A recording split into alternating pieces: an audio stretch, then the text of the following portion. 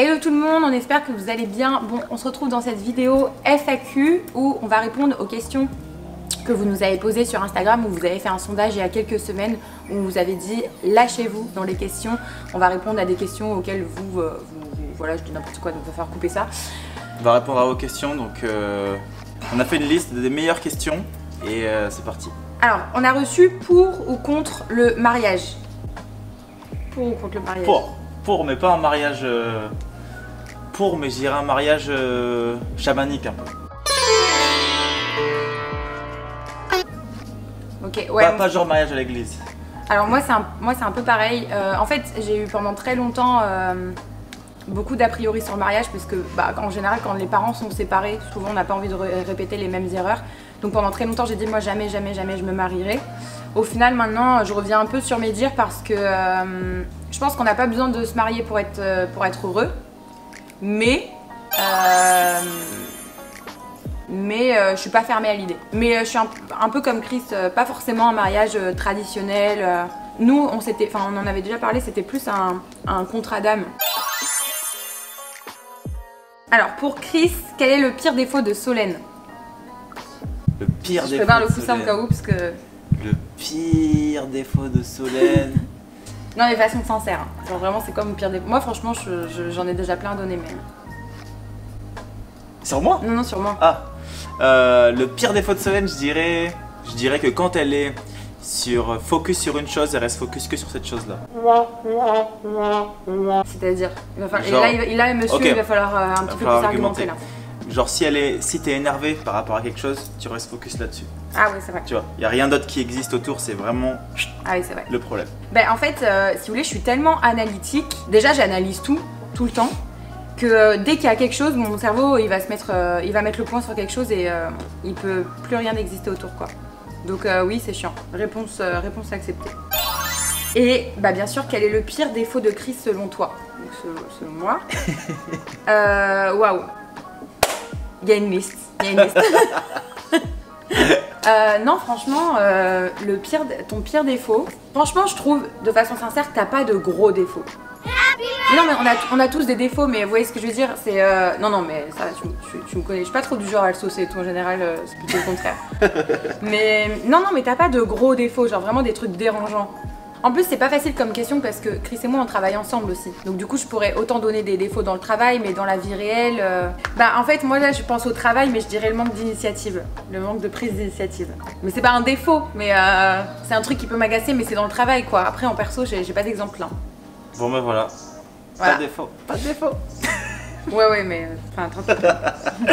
J'ai reçu aussi comment vous êtes-vous rencontrés et reconnus? Déjà quand je l'ai vu elle avait une moustache, j'ai reconnu de suite.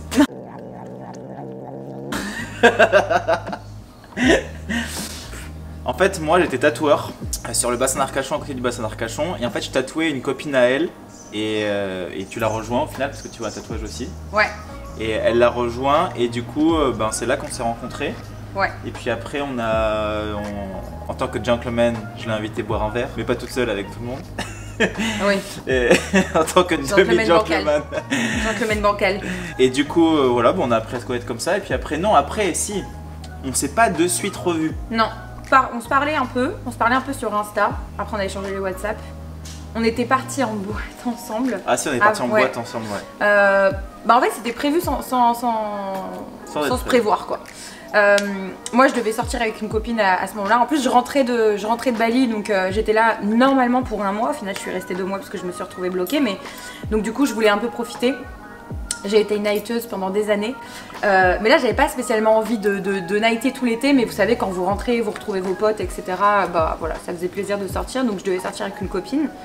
Et finalement Chris sortait au même endroit parce que c'est un peu un des seuls endroits où sortir à Bordeaux. Et au final il nous a dit venez avec nous. Voilà, ouais. Venez avec nous, on se rejoint, on s'était rejoint devant. On n'était pas du tout ensemble mais on se connaissait déjà un peu. On n'a pas du tout passé la soirée ensemble. Non du tout. Pas du tout en fait, on avait un carré quoi classique et chacun vagabondait quoi. Moi j'étais avec ma copine, on partait. Moi j'étais avec mes potes aussi donc. Puis après ce qui s'est passé c'est que à la fin, là je t'ai dit viens on essaie de se voir ou un truc comme ça. Et ah oui, c'est vrai. Si, à la fin, oui, on buvait du Perrier. Ouais. Tu disais, on essaie de se voir et tout. Et du coup, c'est quoi, 2-3 jours après, on s'est vus, on a été manger au restaurant ensemble. Ouais, c'est ça. Et là, on a fait une soirée dans ma voiture. Ouais. Jusqu'à 6h du matin. Ouais, c'est vrai. On s'est garé au port parce que la Thèse, c'est à Arcachon, c'est en face à la mer. Et du coup, on avait été manger dans un resto. On s'est garé sur le port, un port. Et on avait fait devant la mer, on était devant la mer. Et juste, on s'est posé, on a discuté, on a fait que discuter. On a discuté toute la nuit au final dans sa voiture. Après, il avait été chercher une bouteille de champ. Bon, bref, voilà. Et on a fait ça 2 soirs de suite. Et premier soir, il se passe rien. Même pas un bisou, rien. Je rentre chez moi. En plus, franchement, pas bien parce que moi je suis rentrée, j'étais pas hyper au top quoi. À ne pas faire évidemment. À ne pas faire. Et le lendemain, tu me tatoues. Ah, c'est là que tu m'as fait le tatouage. Ouais, là, je t'ai tatoué là. Le lendemain, donc, ouais, c'est ça, il me tatoue, donc je passe au shop. Au final, le soir, on refait la même chose. Et là, pour la première fois, après, on s'embrasse. On a dormi ensemble. Il s'était rien passé de plus, juste un bisou ce soir-là. Et après, ce qui était rigolo, je trouve, c'est que directement, à partir de ce soir-là, du deuxième soir où du coup on s'est embrassé, je lui ai dit bah vas-y, ça te dit ce week-end on va à Disney. Et du coup on était parti à Disney, puis après on n'a pas arrêté de bouger quoi au final. Ouais, c'est n'importe quoi, ça faisait 3 jours qu'on était ensemble quoi. Et au final on est parti à Disney, ouais. Le week-end d'après, parce que si je me souviens bien, c'était le lundi mardi qu'on avait fait ces 2 soirées. Vrai. Et le samedi. Et après le samedi d'après, vendredi, samedi, on est parti, ouais. C'est trop cool. Moi j'ai une question. Vas-y. Vous avez déjà failli vous quitter? Oui. Et ben en Thaïlande justement. Pas incroyable la Thaïlande. Pas vraiment en Thaïlande. Après, juste quand on est arrivé à Bali. Ah oui, c'est vrai. Oui. En Thaïlande c'était chaud. Mais en Thaïlande c'était chaud, ça commençait déjà. En fait, il faut savoir que moi j'étais dépendant affectif. En fait, j'étais en train de revivre des schémas, du coup j'étais encore atteint de cette dépendance affective là. Et avec l'abandon, tout ça. Et du coup, Solène, elle me faisait vraiment ressortir ça dans le sens où elle me donnait rien du tout. C'était l'indifférence. Et du coup, cette indifférence, c'est pas un reproche, hein, c'est un reproche. Non, elle me faisait ressentir l'indifférence. Donc en fait, moi je n'avais pas l'impression d'exister. Du coup, je me suis rendu compte que j'avais besoin d'exister. J'avais l'impression de pas être légitime à recevoir de l'amour, donc du coup j'étais dans l'attente de l'amour. Et en fait, on a eu cette analyse-là, il y a eu ce travail-là jusqu'au moment où on est arrivé en fait à Bali, parce qu'en Thaïlande c'était assez compliqué, enfin c'était cool la Thaïlande, mais dans notre relation de couple c'était pas le meilleur moment. Non, clairement pas. Parce qu'on était tout le temps ensemble H24, et vu que personne, enfin on se connaissait, mais on se connaissait pas non plus super bien, on avait des choses à travailler chacun de notre côté. Et du coup, quand on est arrivé à Bali, moi je suis resté ici. Toi, t'es parti directement le premier week-end. Et moi, j'étais vraiment tout seul pour le coup. J'étais malade à en crever. Et du coup, c'est là que le processus a commencé d'introspection, de travail sur soi. Et c'est là qu'on voit que Bali aussi, énergétiquement, c'est quand même balèze parce qu'il y a vraiment eu ce travail direct à partir du moment où on est arrivé. Toi, t'es parti, elle est partie, je sais pas, à 1 heure de là où on était, de là où on est ici. Et elle a fait son truc de son côté avec des cérémonies pour les femmes, tu pourras raconter aussi. Ouais. Et moi de mon côté, j'ai fait aussi des cérémonies de mon côté pour pouvoir vraiment me recentrer sur moi. Et directement quand on s'est revu après ça, c'est là qu'on avait déjà vu qu'il y a eu un énorme changement en 3 jours. Hein. Comme quoi on peut voir que la dépendance affective ou autre, il suffit de 1 seconde, il suffit de 1 heure, il suffit de rien du tout pour que ton cerveau l'intercepte et pouf, les choses changent et tout d'un coup du jour au lendemain, t'es plus la même personne et tu fais plus les choses de la même manière quoi. Après c'est vrai qu'à Bali les choses elles vont super vite. En fait moi dans ma version effectivement ça allait déjà pas en Thaïlande et quand on est arrivé à Bali, moi j'avais déjà l'idée en tête d'arrêter la relation. Je savais pas si j'allais passer à l'acte mais en fait j'avoue que je voyais plus trop d'issue pour être sincère parce qu'en fait je voyais qu'il était très dépendant de moi et qu'à la fois c'était très inconscient chez lui et moi j'avais justement ce besoin d'indépendance. Enfin, en fait on avait chacun des choses à travailler et du coup je voulais pas nourrir ça, enfin c'était franchement pas simple. Et donc effectivement quand on est arrivé à Bali, le jour d'après, moi je suis directement partie voir mes copines à Ubud, comme il a dit tout à l'heure, à 1 heure d'ici. Et en fait ça tombait bien, il y avait une cérémonie de femmes, c'était pas du tout prévu que je la fasse et au final les filles elles m'ont dit bon tant que t'es là viens avec nous et au début j'étais pas hyper chaude pour être sincère parce que j'étais beaucoup dans mes émotions et justement j'avais plus besoin d'être avec elles et de leur parler plutôt que d'être avec plein de personnes et j'y suis quand même allée. En fait ça m'a fait trop du bien. Déjà moi c'était la première fois que je faisais une cérémonie de femmes, donc pour vous expliquer un petit peu on était une 40aine de femmes pendant une journée entière, je crois que ça a duré 8 heures, un truc comme ça, tout ensemble dans un espèce de centre de yoga, enfin voilà c'est un truc à la Bali quoi, donc un peu à l'air dans un chalat. Et en fait toute la journée on a été un peu mis à l'épreuve, on était en cercle, On devait sortir de notre zone de confort, on devait se faire des câlins les unes les autres, mais on se connaissait pas, donc c'est hyper difficile, surtout, moi je vous explique pas parce que on dirait pas comme ça, mais je suis très sauvage. J'ai horreur qu'on passe en fait ce cercle autour de moi, je déteste ça. Mais n'importe qui, hein, une femme, un homme, en fait je me sens pas bien, je déteste en fait quand on... Je trouve que c'est très intrusif. Et du coup là c'était très difficile, même si c'était des femmes, de leur faire des câlins quoi. Sauf à mes copines, forcément, il y avait Mel et Karine et enfin voilà, c'est mes copines donc je les connais. Mais et ouais, en fait toute la journée on a été un peu confrontés comme ça, on devait crier, enfin franchement si je vous raconte vous allez être choqués quoi, vous allez me dire mais c'est quoi cette cérémonie de perché. Mais bref, toujours est-il que moi ça m'a énormément aidée et quand je suis rentrée, on s'est retrouvés le lundi soir avec Chris pour aller manger au restaurant. Au début, c'était pas prévu qu'on se retrouve aussitôt, puisque moi j'étais encore dans mes émotions et je me suis dit est-ce que je le revois maintenant? Est-ce que j'attends un petit peu? Et énergétiquement, je me sentais quand même mieux. Et justement, je l'avais pris un peu comme un défi de me dire je vais voir ce que ça me fait. En fait. Et il y a eu un gap en fait. Il y a eu vraiment un gros contraste entre le Chris que j'ai laissé il y a 3 jours et celui que je retrouvais, et de même pour lui. Je pense que vraiment il s'est passé un truc hyper fort où on se reconnaissait pas trop quoi. Enfin, on avait l'impression de repartir de zéro, et depuis là, alors bien sûr on a eu d'autres épreuves mais depuis là ça a vraiment soudé quelque chose. En fait il y avait quelque chose qui était, il y avait un boulon qui était pas vissé entre Chris et moi, et là il y a eu une soudure quoi. Moi c'est comme je disais, je pense que je suis vraiment tombée amoureuse réellement de lui à ce moment là. C'est-à-dire qu'avant j'avais beaucoup d'affection, mais c'était pas un amour sain pour moi, parce que de toute façon quand c'est...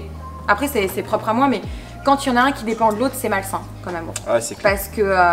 Parce que du coup on a toujours cette peur, ça cache des peurs, la peur de perdre l'autre, etc. Là c'est bien sûr qu'au fond on a toujours de la peur de se perdre, on sait que rien n'est acquis, mais c'est sain quand même. Donc oui, on a failli se séparer, et ensuite après ça va, on a eu d'autres épreuves, hein. Mois de janvier, mois de février. Après la chance que nous on a, c'est qu'on processe super vite et que on enseigne, mais on s'enseigne et on apprend, et on est tout le temps en apprentissage constant tous les jours de notre vie. Ouais. Au final, tous les jours, on apprend, on travaille sur nous, on introspecte, enfin voilà, on va chercher en profondeur. Ce qui fait qu'en fait, à chaque fois qu'il y a une épreuve, ça va vite. Ça va vite parce qu'on a l'habitude de travailler sur nous, l'habitude d'aller de l'avant à travers les difficultés qu'on peut rencontrer. Donc du coup, c'est vrai que maintenant, quand on croise une difficulté, quand même là, ça fait quelques temps qu'on n'en a pas eu, mais quand même ça pourrait réarriver, une difficulté, on sait très bien que en vérité, en une semaine, c'est plié. Enfin, tu vois, c'est juste. Après, il faut savoir aussi qu'on communique énormément. Oui, bien sûr. On communique énormément, et c'est pas de la communication agressive. On communique vraiment bien, ce qui fait qu'à chaque fois qu'il y a un truc, on communique. Et dans l'heure qui suit, enfin, c'est bon. Oui, c'est vrai. Il n'y a pas de jalousie, il n'y a pas de on se fait la gueule, il n'y a pas de pourquoi t'as dit ça, nanani nana. Tu vois, c'est vraiment. Ouais. C'était pas toujours le cas avant, enfin pas du tout même, mais maintenant ça va. Quand on sent que l'autre est pas forcément bien ou quoi. Ouais, beaucoup de discussions. Donc Chris a reçu la question, allez-vous rester à Bali ou allez-vous revenir en France? On reste à Bali. En fait, on va revenir en France faire des allers-retours, comme là par exemple cet été. Mais pour y habiter vraiment, pour le moment, en fait on a ouvert notre société ici, donc pour le moment, au moins les 2 prochaines années, on sera ici. Après, on se sent pas bloqué dans le sens où ça nous empêchera pas d'aller quand même à droite à gauche faire nos petits voyages. Comme là par exemple au mois d'octobre, si tout se passe bien, on devrait être plus du côté des Amériques. Avec un S, puisque du coup ça va être Amérique du Nord, Canada, US et Mexique, on va faire toute l'Amérique du Nord. Ouais. Donc voilà, donc ouais, ça nous empêchera pas de bouger, mais oui, du coup. En fait, il faut savoir que quand vous partez en vacances à Bali, nous on va en vacances en France. Oui, c'est ça. Et du coup, le reste du temps, ce qu'on veut, c'est vraiment vivre ici le maximum de temps possible et après voyager, visiter le monde, quoi. Ouais, c'est ça. Donc, ouais, c'est un peu les plans en fait. Un petit peu les plans. Passer grosso modo 8 mois ici, on va dire 8-10 mois ici, puis après 1 mois en France, 1 mois par-ci, 1 mois par-là. En gros, c'est ce qui va se passer cette année parce qu'on va passer. Ouais, c'est ça. Là, on est à Bali depuis déjà le mois de novembre, mais si je compte juste cette année, là, on va passer 1 mois au mois de juillet, 1 mois à l'étranger, donc ouais, on aura passé peut-être 10 mois. Enfin, après, on sait pas de quoi il fait octobre-novembre, mais ouais, voilà. On verra. Advienne que pourra. Oui. Moi, je voulais faire un petit jeu. C'est C'est quoi ton jeu? Vous allez assister à ça. Vous allez rigoler. Tu vas fermer les yeux. Attends.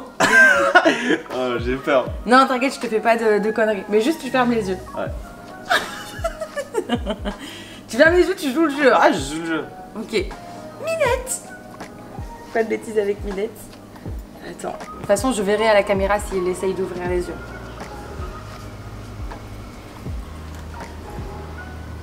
Si tu me dessines des trucs ou des trucs comme ça. Non, c'est bon. Tu peux ouvrir les yeux. Oh my god. Ouais.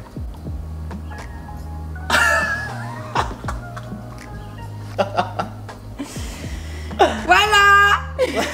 Ça c'est la surprise. Alors celle-là, je m'y attendais pas. Ah oui, bah oui, j'imagine.